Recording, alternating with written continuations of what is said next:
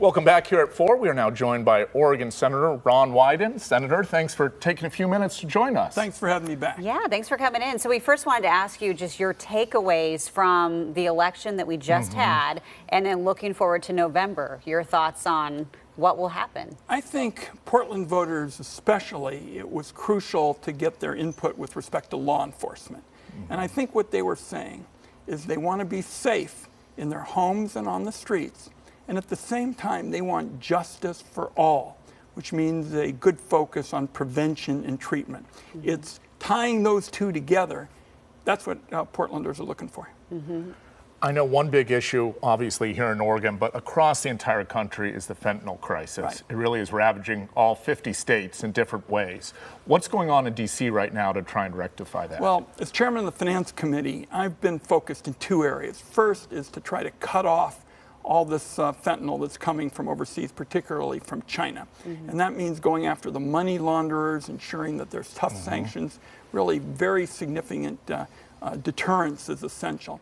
What we did yesterday is we looked at the healthcare issue, because fentanyl can just be devastating to someone. And what I've been concerned about is I've been able now to get Medicaid coverage for treatment in fentanyl, but these big insurance companies are applying what's called prior authorization, making it hard for people to actually get the service, and we're going to take them on. Yeah, okay. And so another issue that I thought was really interesting, you're focusing on automakers giving out locations of people's vehicles. There's some privacy concerns that you're working to fight.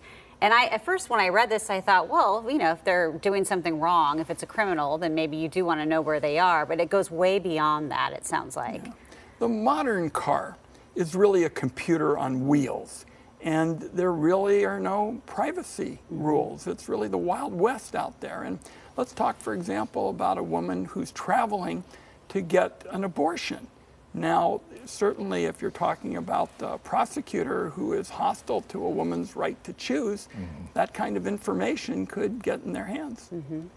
I know earlier today you were downtown, kind of at a local brewery here, and I know the small business is so important to what you represent. Talk about some of the small business efforts you have underway right now. First of all, in our state, you can almost count the big businesses on the fingers of your hands. I mean, we are a small business state, and then I teamed up with Chairman Jason Smith, the Republican chair of the Ways and Means Committee, and we got 357 votes for a tax bill.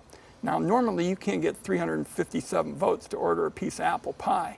And what we did is we split it right down the middle. There was help for our small businesses with their research and development costs, and there was help with the child tax credit and what's called LIHTC, low-income housing. And we just got to get it up in the Senate. Some of the Senate Republicans, I guess, are saying, well, we'll take care of everything in 2025. We'll be in charge.